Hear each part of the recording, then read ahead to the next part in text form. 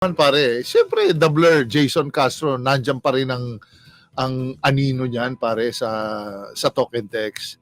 Kahit siyempre, I don't wanna take the credit from Ray Nambata. Ayun, may bago silang superstar. Nakita nila parang another Jason Castro in the making. Pero iba pa rin to eh. Kasi pare, alam mo, iba pa rin yung superstar ka pag nawala na yung dating superstar na nandyan, biglang all of a sudden mag-isa ka na lang. Iba rin yung feeling na ganun eh.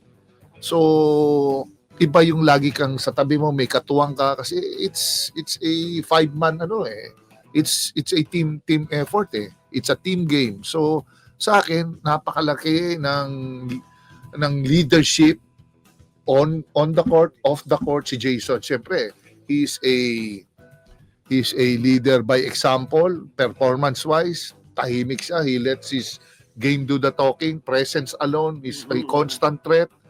Pero bakit naman nila nilagay doon sa kahit injury? I don't know kung baka naman ito, they're just testing the waters.